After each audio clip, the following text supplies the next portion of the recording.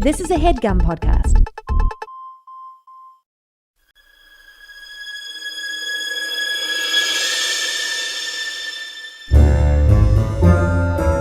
Oh, yeah. Welcome to A Funny Feeling Podcast. I'm Betsy Sidaro. And I'm Marcy Jarrow. This is a podcast where comedians tell us their paranormal experiences, and we listen to yours as well. Oh, yeah. And if you have one of these paranormal experiences that you want to share with us, please email it to us at funnyfeelingpod@gmail.com. Now get cozy. And prepare yourself to be scared silly. This is a Funny Feeling podcast. Woohoo, Betsy B. Marcy. Very excited about our guest today. We've been having a string of wonderful guests, and it's been so exciting. Yes, what's going on? Is it because it's summer? You know what, honestly, it's because people are doing the work for us and Yes, making yep. things happen. So I love that for us. It's been so fun. We're very excited about our guest today, who is coming from halfway across the world. We have a co-creator of the podcast, Ritually, Nelufar Hedayat. Welcome. Thank you so much for having me. It's an absolute treat and a delight to be with you. Oh, we're so excited. It's so nice to meet you. Yes, welcome. We were, just curious. What is Ritually all about? See, it sounds like I'm starting some sort of really special cult, which I am obviously the lead, the divine. But that's not where we went with it. In the end, it turned out to be more of a podcast series that I've co-created with my phenomenal producer and co-creator, Sarah Kendall. And the point of the podcast is to see if I can do a ritual from around the world to see if it can make us feel better. Are there teachings and learnings and experiences and deep knowledge in other cultures that, without feeling like we're stepping on toes or appropriating, that we can take into ourselves and be like, man, this really helps me deal with this crazy world we're all in, right? So I'm your guinea pig. Each episode of the show, we try out a ritual, I go and do a thing, and then I tell you how it went. So it's a journey. You're coming on this really epic journey with me. Whoa! I love that so much. That is what a fun and exciting experiment to have. It truly is, and more importantly, it's one where I'm very, very open for it to be absolute joke. I'm happy to do a ritual and be like, yeah, I'm not sure if those magical beings are going to get me into the sky, Sarah. Maybe we shouldn't do that. Or I don't fancy drinking mercury tonic water, thank you very much. Not my bag. But we do celebrate the fact that rituals exist. I don't care how non-religious you are. You will do something that makes you feel better when you are faced with the unknown, right? I mean, you gals know this deeply, that there's us and who we are, and then there's the other bit, right? And our show, Ritually, the Ritually podcast, is designed to just experiment in that space. But bearing in mind, right, I'm an investigative journalist. I do hard-hitting, deep dives into difficult subjects, meeting super cool and super bad people. So it's using that brain to approach something that sometimes gets disregarded as like a gimmick, right? Mm-hmm. Yeah. Big time. So I guess before starting this podcast, what was your belief about these sort of rituals? Were you open-minded or were you a little skeptical? Right. So the pandemic changed everything for me. I'm not going to mince my words, Marcy. It was just devastatingly lonely. I didn't have a partner. I wasn't seeing anyone. My family were isolating. And for 3 years, I kind of lived on my own and felt alone. And I found myself really needing to make sense of that aloneness, or that feeling that I need to place myself in the world. And then, as episode 2 of Ritually started to investigate, I didn't sleep for 9 days. I didn't sleep for 9 days. And that, exactly, drama. I nearly went psychotic. I became very, very paranoid. I thought people were gonna like come for me or at my family. Like it got really, and the dreams I was having were so viscerally violent that I was like, I need something. I need something. So I didn't want this. Like, as I say, I'm like an investigative journalist. I'm like a hardcore kind of girl. And then I was just like, I need something. So one of the things that I did was record it. And as a documentarian, it's my passion, right? So we just recorded myself trying to cleanse my house of these Muslim jinn, right? So these beings that are specific to my heritage as a Muslim woman. And my God, I mean, you got to listen to the show. Oh, but it's just, it's making me breathe funny. It's wild. Whoa! That is, what episode is that, did you say? Because I got to check it out. Episode 2. And you got to hear it because you're going to hear Mummy and Daddy Hedayat chiming in because see, this is the thing about Ritually that's so weird that I'm so excited to talk to you guys about. It's the fact that my parents are like devout Muslims. Like they love their Allah. Like they worship God, right? And they came to my house and they did pagan rituals. We burnt some stuff. We holy watered this. Because what we found out in Ritually is all rituals are communal care. That's what we're doing, right? Right? Yeah. That's so... Wow. Oh, I cannot wait to listen. Because we found out about the jinn through doing this podcast and doing a little research. We used to do research. We stopped doing that because we're like... We gave that up a while ago. Honestly, it's just too much work. We'd rather just hear people tell us what they think is going on. But... Right. The like lore of the jinn is so fascinating to me that they're not even necessarily like what would be in Christian lore of like demons, because they like from what our understanding is that they were here before humans, and that God or the higher power was like, well, I'm going to send you down to the underworld to make room for the humans, and they're like, no, this was our place first, and they do not deserve it, and we will prove it to you. Yes, exactly. And they're made of fire spirit, right? So human beings, whether you believe in the creation story or not, and there's so much room in Ritually for you to be whatever you want and be confused and be unsure. Like, for example, episode 1, which is already dropped, and you can listen to Ritually wherever you get your podcast. Obviously, after listening to this, obviously, but come on. Self-promotion there. But we spoke to an imam who was helping me kind of deal with the sexism and the rejection I felt from my faith, because during the pandemic, I was just like, this religion doesn't love me. I'm everything they fucking hate. I'm a liberal, got my tits out, I got a white, fiance. I don't believe in scripture quite as much and stuff. And I felt disconnected. But then it was just like faith wouldn't let me walk away. It was showing me through the various mediums it has to say, this no, when you can't leave. Wow. So it like re-solidified your faith. Yes. Mm-hmm. And did it it also feels like it re-solidified it in a way where it doesn't have to be like they told me it has to be. Like I say things now that 4 years ago now would genuinely ask me to go see my shrink and maybe add another day to my schedule. Like, Tuesdays are just for talking general life, Nelufar, but maybe Thursdays can be you dealing with your psycho ideas. And I was just like, maybe I do feel spirit, and maybe I'm finding myself saying things, Marcy, that just feel like complete mental to me 4 or 5 years ago, right? Wow. Oh, same. I went to a lady who does past life stuff, and I was friends with Abraham Lincoln at one point, and I never in my life would I think I'd be well, yeah, I was friends with Abraham Lincoln. Anyway, to be honest, so.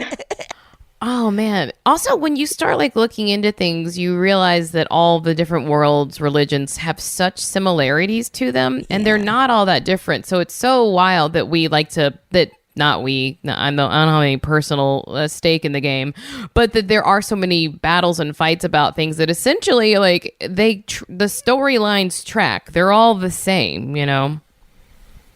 Listen, we can do a spin-off show where we do conspiracy theories and spirituality. I'm definitely up for that. I'll get in touch about that later. But there are, looking at it from the research that we've done, and we do a whole body of research. And the partnership that we have for the podcast is with Peabody nominated Brazen Media, who we collaborated with on this. So we are airtight. I know. I'm the gluttony of cool producers, content makers, bosses, and execs is crazy. But the point is like we genuinely feel like the world will not be the same again after COVID, and we have to make sense of the stories that we have in whichever way resonates with us. But it's shocking, right, Marcy, that it actually fits in with a pattern that we've experienced before. And it.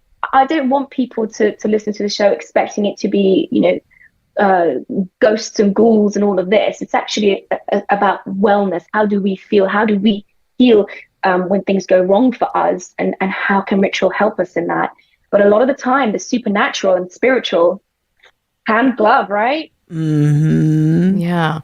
And I think the more that we open ourselves up to that and sort of take ourselves out of just being in this body, the idea that we are a bigger thing, a spirit, or whatever you want to call it, that it kind of takes a lot of the judgment out of who we are too. Like it's a greater understanding of like what we are as humans, and that like we cannot be judged based on like this alone, the things we do every day, right? At least that's how I like to think of it. Exactly. Yeah. Wow. But like the Buddhist thing, like I am not my thoughts, I am not my words, I'm sure you've heard that before. Yeah. Yes.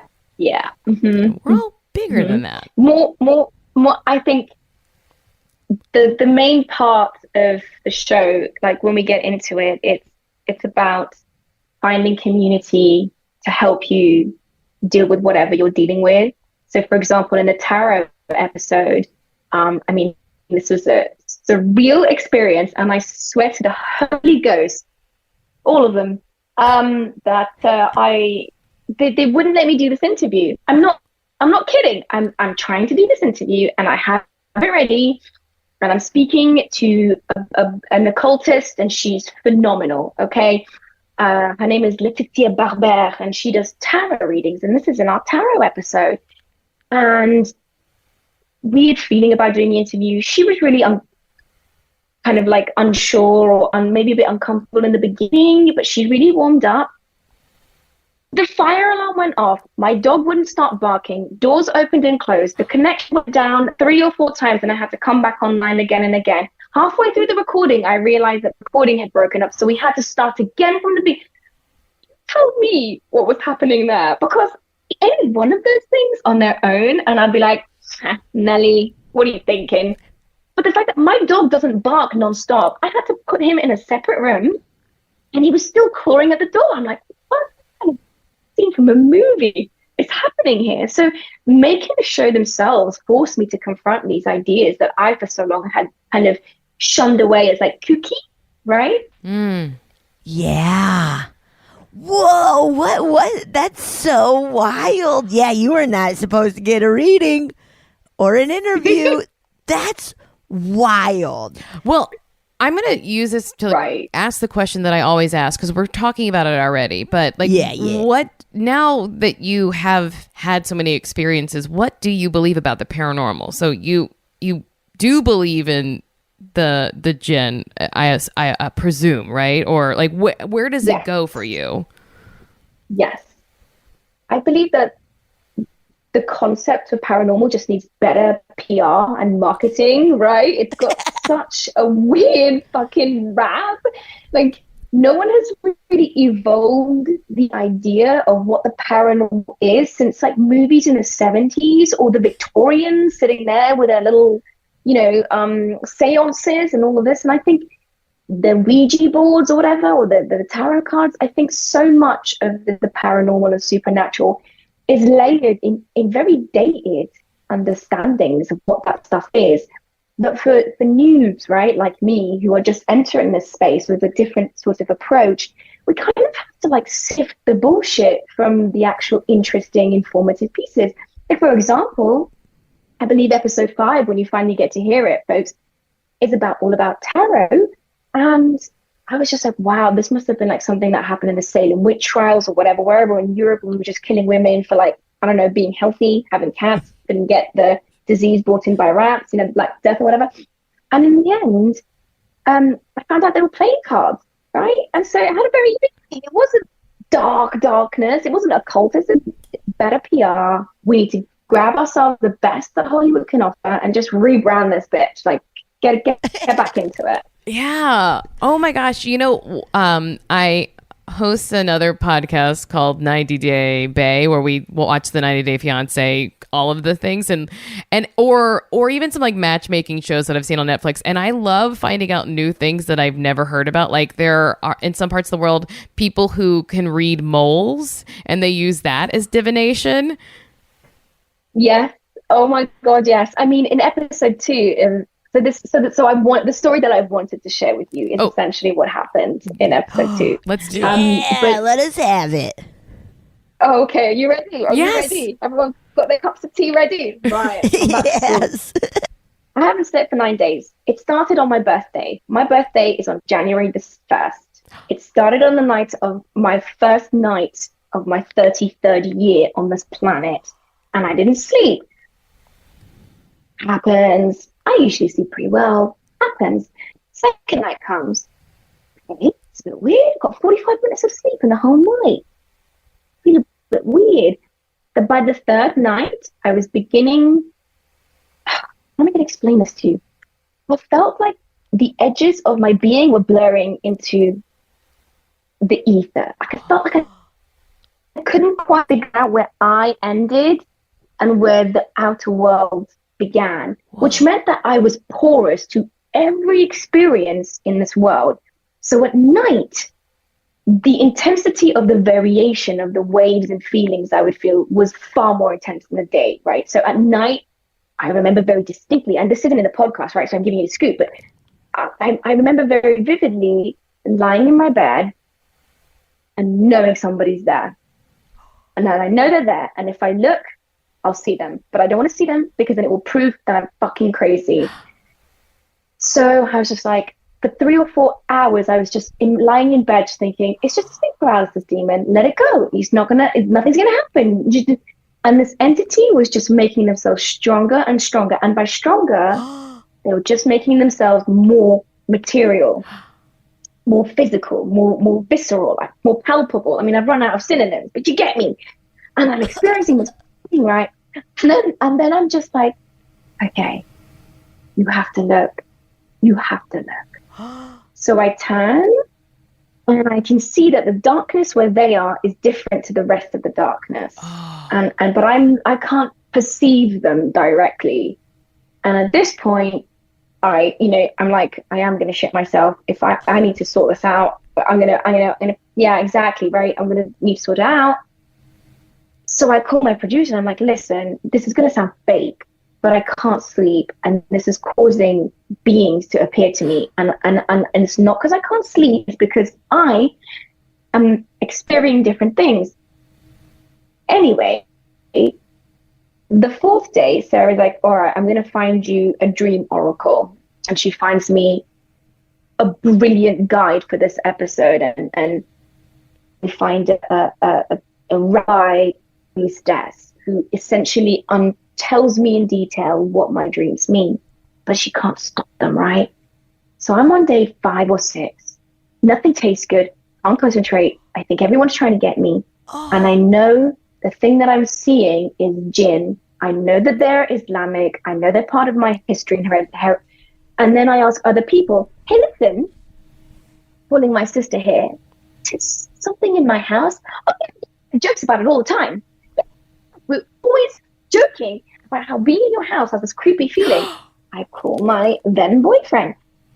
It's been a bit funny. Oh yeah, no, it does. It's why I don't stay there. It's why, because it's just so right. So I'm like, oh, ladies, I'm on day 8. I have lost all sense of reality. I can't tell if something's a hallucination or not.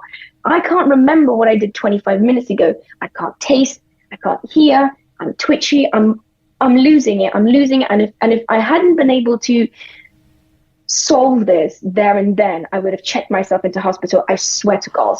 So I called my mum and dad, and I'm like, listen, you have to take me seriously when I say this, but I think I've been, I don't know, cursed. I think something's happened. Maybe the evil eye, which we believe in, has fallen on me. But I've really pissed off this jinn that lives in my house, and they are hurting me. I'm in pain. This is hurting.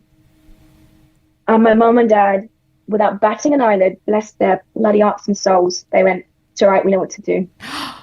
So they come over, thing that they need. It was like the exorcism of Nelufar Hedayat.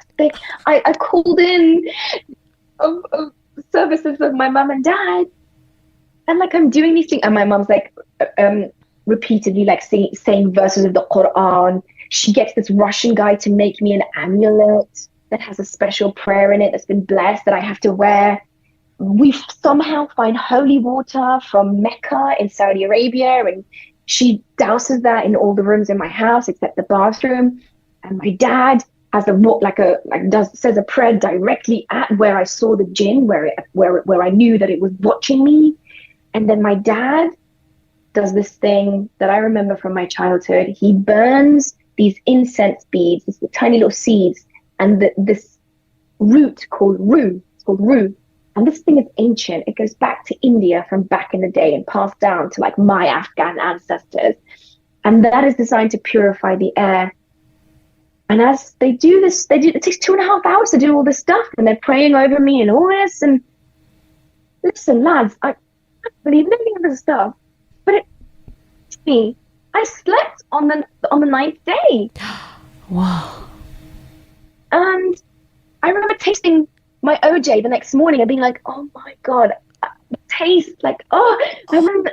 And that's my story of the fact that my house was haunted by a jinn and my mum and dad got rid of them. Whoa, this is incredible. That is one of the, because it feels like it. I'm sorry, Marcia. I was just gonna say it's one of the most intense stories I've heard. Yeah, yeah, and it totally feels like a possession or something. Like, wait, so what is okay?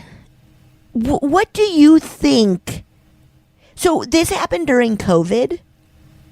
This happened towards the end of COVID. Yeah, exactly. So towards the end of COVID for us in the UK, we were still like super cautious, super worried. But I think this jinn, you're going to ask me why. You're going to ask me why they did that.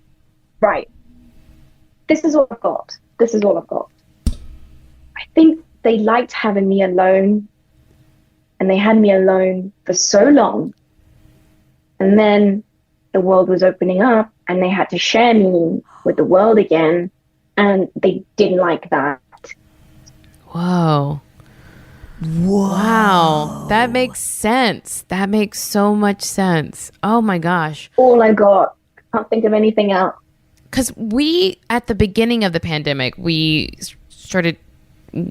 had this like, not theory of our own, but would hear that all of a sudden people being locked in their homes would notice more paranormal activity than ever before, but because they were there the whole time. But also, is it because it was feeding off them being there? And so this makes so much sense that, and I gotta say, just from like meeting you for the past half hour, you have a lot of energy, and you like kind of radiate this light from you. So I could see why something would gravitate towards you and then want to hold on to it. Yeah.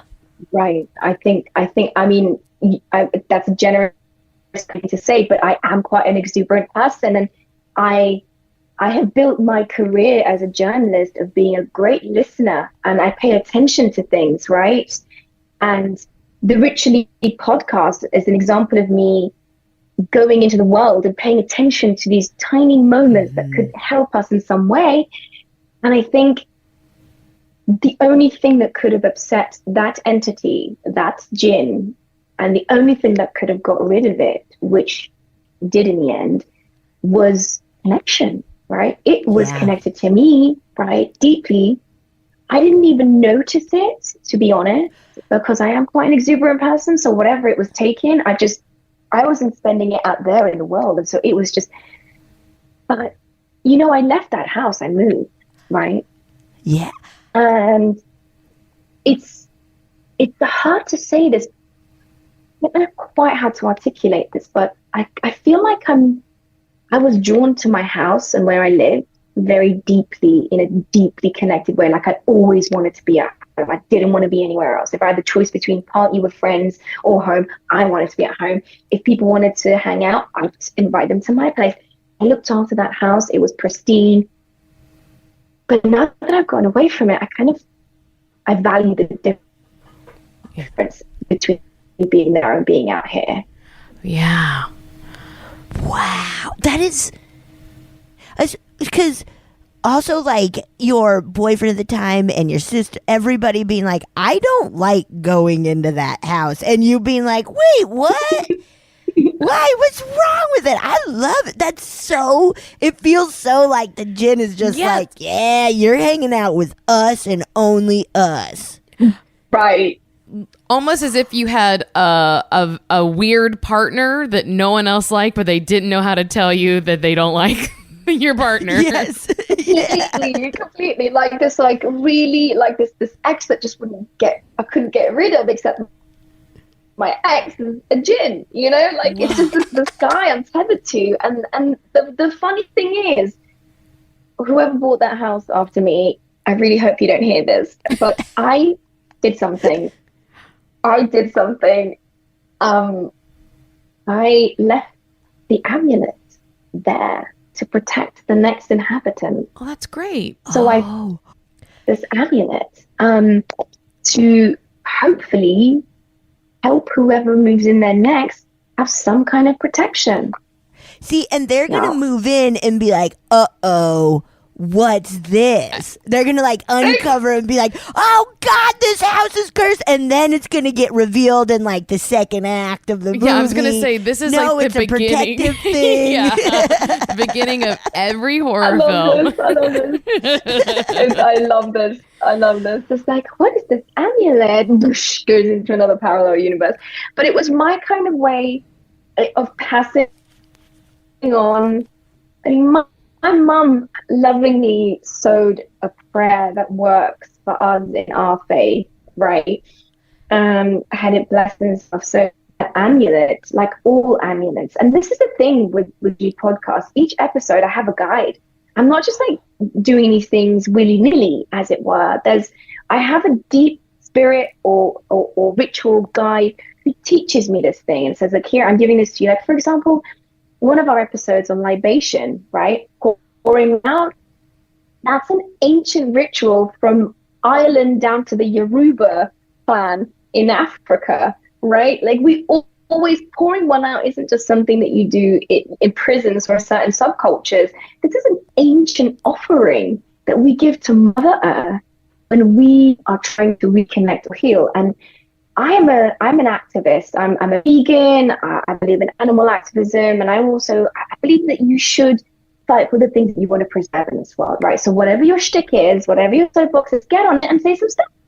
So my thing is veganism, and not the food. I mean the animals. And so I do a lot of this stuff, and it's just, you know what you said, Marcy, like giving my energy away into this difficult space. And Leah Penniman, who is my guide, she runs Soul Sister Farms, upstate New York, specifically for Black communities who need to relearn their connection to the earth. And Leah has this phenomenal saying, and she says, the earth wasn't the criminal, but she was the scene of the crime, right? And like all of the things that her ancestors had to do. I know, you should listen to the show, man. I'm telling you, it's killer. Leah says, you have to find ways of connecting to this world in a give and take way. Otherwise, people will take from you, and by people I mean all entities, jinn, ghosts, ghouls, whatever, spirits, demons, whatever you believe in, they will take from you because you have not set a reciprocal relationship. So I'm now out of that house for 2 years. I feel different. I kind of feel slightly like I'm out of a bit of a sleep, a bit of a slumber. And all it took was not sleeping for 9 days. Yes. And a priestess. Yeah, you can get one of those. Out of curiosity, was that was that your singular paranormal personal experience, or had you had one before or any since then? Like, did it open you up to, well, obviously the curiosity, but like, has anything else happened? I think when I was a kid, I was born in Afghanistan in the middle of a war zone. Wow. And the beginning part of my life was in a place where there was a lot of death, very violent, difficult death, children, women. I vividly remember, seeing a decapitated body and the head sort of meters away when I was a kid. And so I was born in a very, very, very violent time in a violent place, right? So violence has reverberations that carry into the world. When you do something, when you hurt something violently, that lasts. I don't know what I'm saying. I'm just telling you. And I remember being a kid, and I remember constantly like observing something, and I'd tell like my parents, and they'd be like, "What the heck are you talking about? None of that happened." You were stood where you were. You were just kind of like guffawing in the corner. So either I was having, maladaptive daydreams, or whether I was seeing things, but I was seeing scenes playing out, and I'm like, "Oh my God!" And I was like, "Nothing. It's the shrub now. What are you talking about?" Right? So there's these. I feel like, depending on how much you want to receive this stuff, you can receive this stuff, but you have to be in a place where the thing is, right? Because I don't feel that now. I haven't had anything like that happen to me in the UK or Europe, but it's definitely something I think you can make yourself open to and shut yourself from. Well, thank God you can shut yourself off from that, because that, especially like with what you went through, like it seems like, I mean, hey, it's great that things exist in the world, but they can't be disrupting your life that you're living right now, right? Like that's not fair. Mm-hmm. Right. Mm-hmm. Right. Ooh. And it is little kids being a kid. Kids are open to it whether they know it or not a lot of times too. And then society's like, "Nope, that's crazy. Don't do that." And you're like, "Okay, I do. I won't. Or you're like, "I don't like this, so I'm going to stop it." Right, wow. Right. I've never met a kid who was comfortable with seeing, right? It's not a fun thing. And I still don't accept it. Like if you said to me, "So what did you see, Nelufar?" I'd be like, "It was a daydream. I must have just been through a lot of stress. What's going on in my life?" I still can't accept it. Like I won't have it. It doesn't, I don't know, like I feel like it would change who I am if I allowed that to be who I am. So I'm just like, no, I'm a serious journalist now. That's who I am. That's what I do. Yeah, that makes sense. And also it makes sense that like as a child, if you don't have anyone modeling how to perceive that and how to move through it and respond to it, then there's no way to know that it's real, or that you're not making it up. And especially when people, like kids, have imaginary friends, you're like, "Well, my friend's acting not like a buddy though. My friend is doing very disturbing things." Yeah. Yeah, my friend is a grown man in a bowler hat. Right, exactly. Like my friend's got no head. Yeah. I change it. I feel I would imagine like a fun big elephant or something rather than a horror scene. Man. Yeah. Yeah. Gosh, so I think that we found that like the sleep paralysis, right? Like the people will often see a man in a hat. Like, have you heard of this? Like the man in the hat in the corner. And I wonder. Tell me, educate me. Well, this is just a thing that they'll be like, oh, I see him. Right, Betsy? It's like it's a tall man with like a wide brim hat. And that is a thing that we hear very often. And I've often wondered, like across cultures, do these things present differently? Right. So my dad, who has read the Quran, which is the religious text most Muslims turn to when they're in need or guidance, my dad says that you can dream dreams of significance if you are scholarly, if you're learned, if you sleep at a certain point, or whatever else.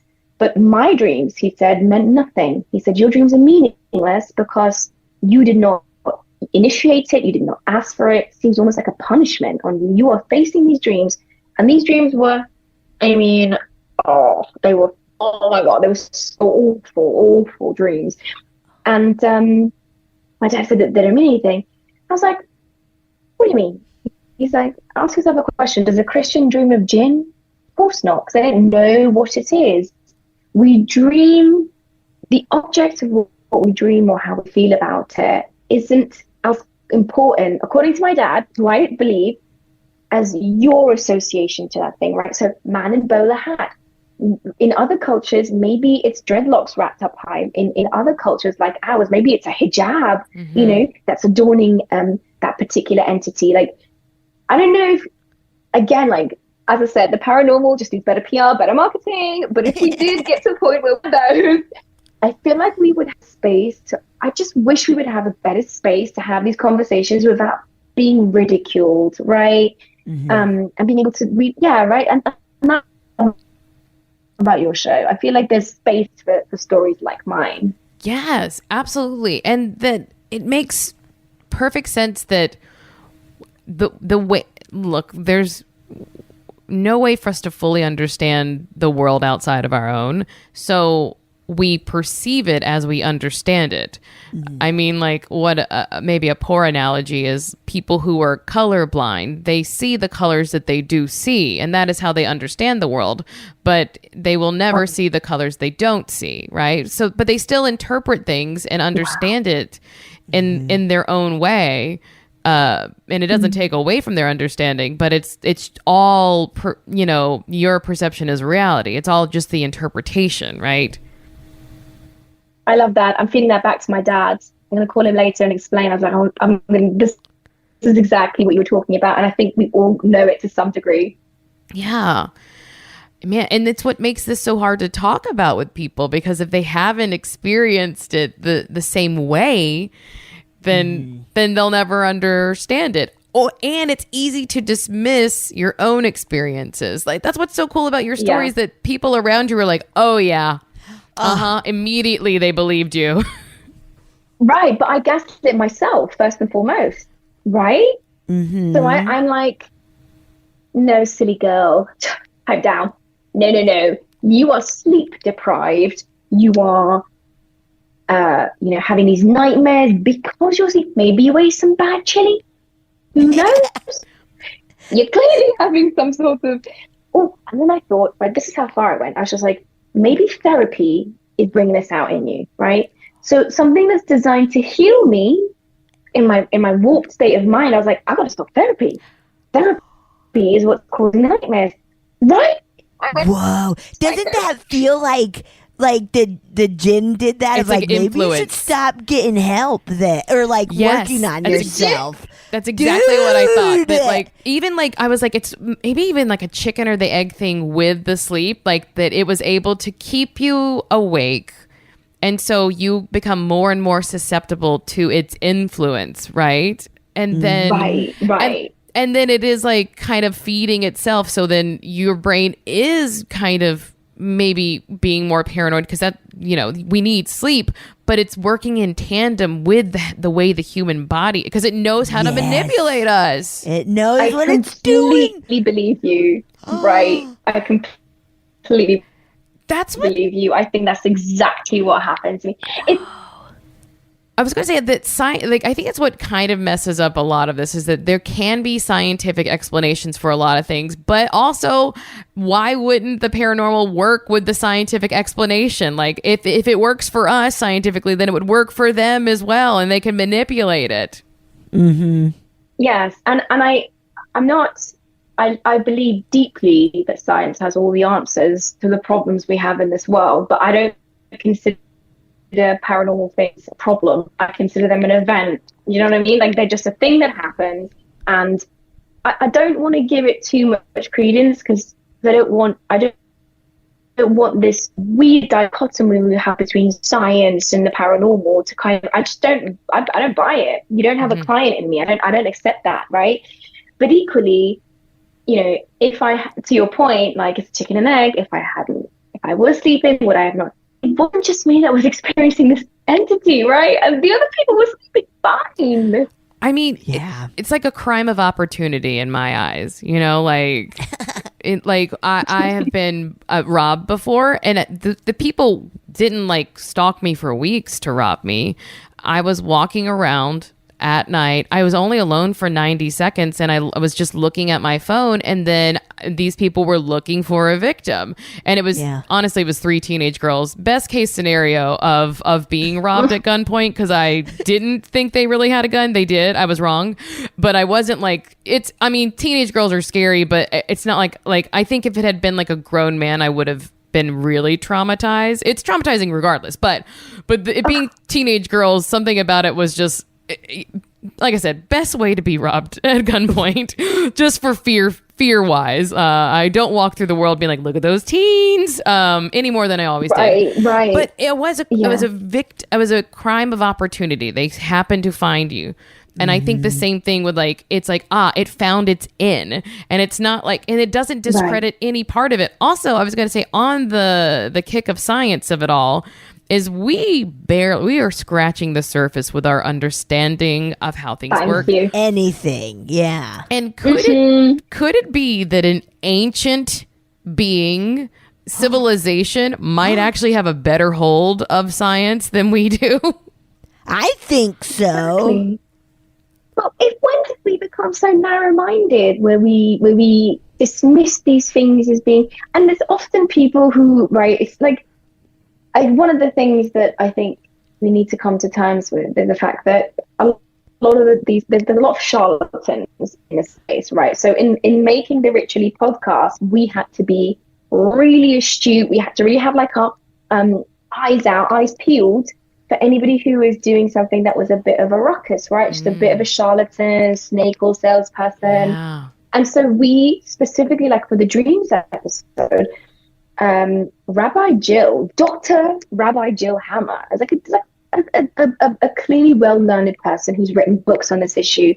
We do this other episode that's called Florilegia, which is something that old ancient monks used to do, where they would pick out words and sentences and create a text for themselves, and they would chant these and really believe what they were saying. So we did it with the Harry Potter books. I mean, why not, right? Yeah. We are in the show, you'll find a really beautiful blend of kind of openness and acceptance of different things, the willingness to try, obviously my clear wit and sensibility. That's there. Yeah. I think also the show ends on a message of great tolerance and openness for collaboration. And my thing for season 2 is, well, how do we grow the community? What do the folks listening to this right now want me to look at next? What ritual will help us get better? This isn't about let's go into a haunted house and experience a thing, because that's a different thing to what we do. That's a perfectly reasonable thing. I was just like, hey man, I'm having this really hard time. Will Florilegia, will tarot, will a fire cleanse or a river cleanse help me? Yeah. Oh my God. I'm so excited to listen to your podcast. This has been Thank you. truly like you have fans right now in us for sure. Yeah, I cannot wait. Oh my God. It sounds Thank you. so intense. Do you have time to listen to one of our listeners' stories? Do I? It's why I'm here. Okay. Woo! Great. Then I'm going to make that happen for all of us then. Hi, Marcy and Betsy. This is Brittany. I'm loving your podcast, and I thought I'd send you some of my psychic dreams. They're usually pretty vague and not even 50% accurate, I would say. But sometimes they're kind of fun. Like, one time I had a dream, my sister and I, we're in our 30s now, but we were back in our teenage years, getting ready for school. And she was trying on jeans and doing those squats you do when you're trying to loosen them up. And she squatted down, and when she did, she ripped her jeans. And so the next morning when I woke up, I told her about the dream and said to be careful bending over today. And then later in the day on her lunch break, she texted me that, guess what fucking happened? And I'm like, what, you ripped your pants? She goes, yeah, when I was squatting to pick up a dog, because she's a vet tech. And then one time, I think I was around 19 or 20, I grew up in Wisconsin and my grandma was in California, and I wasn't good at staying in touch with her. But I had this random dream that my 60-something-year-old grandma was pregnant with twins, and I helped my grandpa deliver them, and then one of them came out, and all of its internal organs were on the outside of its body. And so in my dream, I was like shoving the organs like down its throat and then smoothing it down its like abdomen to get them in there, okay? Yeah, it was gross. And then the next day, I got an email from my aunt saying that my grandma had a bowel obstruction and was having surgery that day. And like I said, I didn't keep in touch with her, so I had no idea what her health was like at the time. And then another one was a couple years ago, my aunt passed away, and then that night, I had a dream. She had this long, beautiful hair, and then she got cancer and had to shave it off. And that night, I had a dream that my cousin was, like, reading her will or whatever, and my aunt had left us some of her hair in her will, and so my cousin gave it to my sister and I, and then I like knew it was weird, but I still held it and like started crying over it. And then a couple of days later, my mom and sister were leaving my cousin's house, and as they were leaving, my cousin ran out the door following them, and she gave them a lock of my aunt's hair, and they were like all crying and hugging. And I had only told my sister about the dream. I didn't tell anyone else because I knew it was weird. And the reason why they gave her the hair was because my mom had asked for some of my aunt's ashes, but her family was Catholic and they wouldn't like want to separate the ashes or whatever, so that's why they gave her the hair. But I called it. Those are my psychic dreams. Let me know if you have any questions or anything. Thanks. And don't shit your pants. Whoa. That was wild. I mean, it started off very funny, though. Very So funny. funny. The pants splitting. Wow. That is wild of like, yeah, there's something happening. Yeah, I mean, you've heard me tell too many stupid stories about the weird premonitions that I have that are kind of meaningless. Oh, yeah. So like, yeah, I get it. Like when you're like, I don't know what the point of this is, but something I'm tapped into and I'm picking up on it. So Yeah. The range, though, from hand splitting to eating intestines that she has. really wild, really wild. Yeah. Oh my goodness. Also, what landscape. disturbing imagery of like shoving a baby's innards back into it. Oh, my God. God. We always say, like, look, why are our brains doing it this way? Like, of all the Right. ways, why this way? Yeah, it's dreams are really, really weird. Sorry, the landscapers are right outside the window, blowing dust around. Oh dear. Wow. Yeah. And that's kind of nice, like that vibe of like kind of like premonition, but not to where like every dream you're like, uh-oh, is this going to mean something? But just kind of like, whoa, holy Right. shit, that very specific dream ended up being something more than, because we've had some people on who have told stories where it's like preventing like car crashes and stuff, where I feel I would be like, oh my God, every single dream then must mean something. And that would be tough to live that way. Yeah. Don't forget that before society told us to close our minds to dreams, before it became taboo to share your dream with another, in many, many cultures around the world, Native American cultures, shamanic cultures, Sufi cultures, other cultures, and around the whole globe, in the olden days, dreams weren't considered empty. They were messages from somewhere. Dreams would be cultivated. We would write them down. We would pass meaning out of them. So the fact that a human being can dream is itself a pathway into, like, the spiritual world and that space. Like, dreaming by itself is wild. Like, you go to sleep and everything else shuts down, but there's one part of your brain only acts and tells you things that you might need to know later on. Come on. Yeah. It is, and with that idea of like them meaning something, like a lot of times, personally, my dreams are like, oh yes, I dream my car wouldn't stop because I have been stressed. Like, oh yeah, because I am stressed, and that's like a classic stress dream. Like a lot of the dreams I have are like, oh, okay, that does make sense. I just watched a zombie movie, so now I'm running from zombie. Like, which is very, like, I think some of these dreams are like, I mean, a lot are in touch with what you're going through in the moment and stuff. And that is okay. It's a way to get it out.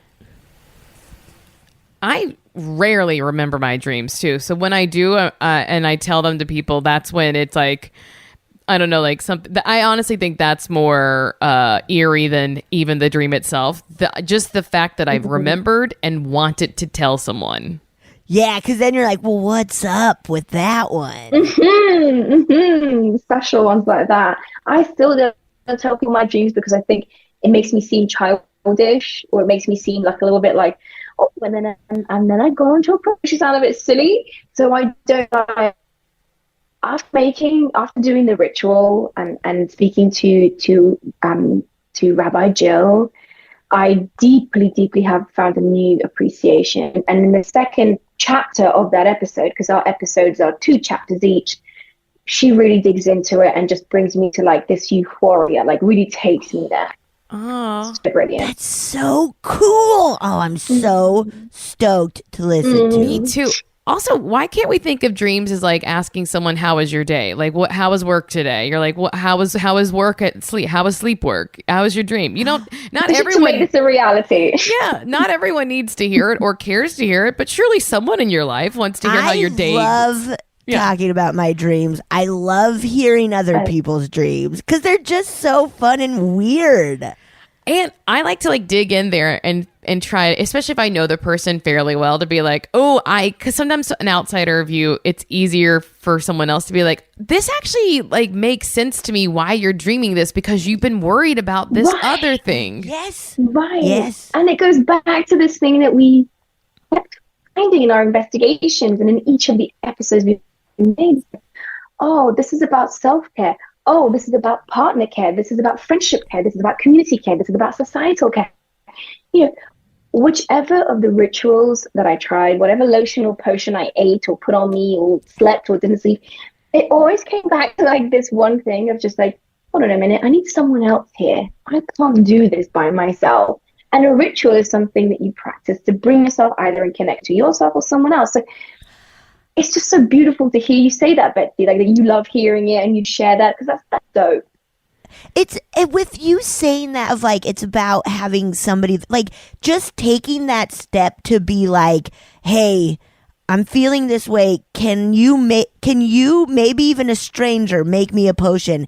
It's such a big step to go to just say out loud, like, I'm feeling unhappy or different, and to then tell one other person is such a big move that so many people don't even want to do.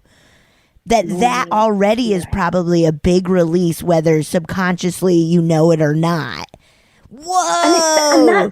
And that's what I think. That's what you folks are doing here with like the paranormal side of things, and what I'm doing over at Ritually with spirituality. All we're saying is, like, talk about it. It's fun, or it's funny, or it's dark, or whatever it is. It could be a hot fucking mess. Doesn't matter. And especially women, or perhaps people who are marginalized in society or marginalized, their voices are quietened down anyway. That even sounding slightly unusual, no, not gonna float. You're a ditzy person. You're stupid. You're cultic. You come from a backward place. And so it's just nice to be able to have space like this, to be able to kind of like, hey man, I didn't sleep for 9 days. These crazy things happened. I'll get this. And then I solved it. And now I'm happy. Yeah. Yes. Oh my gosh. Whoa, it's so cool. It's so cool. Oh my gosh. This has been an actual delight. I'm truly excited to start listening to Ritual, and it's out right now, so we can get on board early. Ritually is out right now. Subscribe so wherever you get your podcast. Please do. Yes. And do you have any? 2 fans. They work. Absolutely. You got 2 people. Even if we don't put this up, no. Tell our listeners, you said it's wherever podcasts are, but do you have any socials or anything else you want to share with us? Yes, please. We do all sorts of fun sociable things. We are at The Rich Pod over Instagram. We're cooking up some fun things in other spaces, but you can follow me on Twitter. I'm at Nelufar. And just enjoy the show, really. I can't wait. Yes. You're great. Thank you so much. This has been so cool. Thank you so much. You. Enjoy Spain. Yes. Go have a nice late night dinner by the beach. Yeah. Oh my God. Oh, I'm so jealous. Good. Well, thank you again. Thank you so much. Oh, yeah. Thank you so much for listening to A Funny Feeling. If you have a paranormal experience that you would like to share, please send us a voice memo, or you can email us just a letter at funnyfeelingpod@gmail.com. I'm Marcy. I'm Betsy. And don't shit your pants.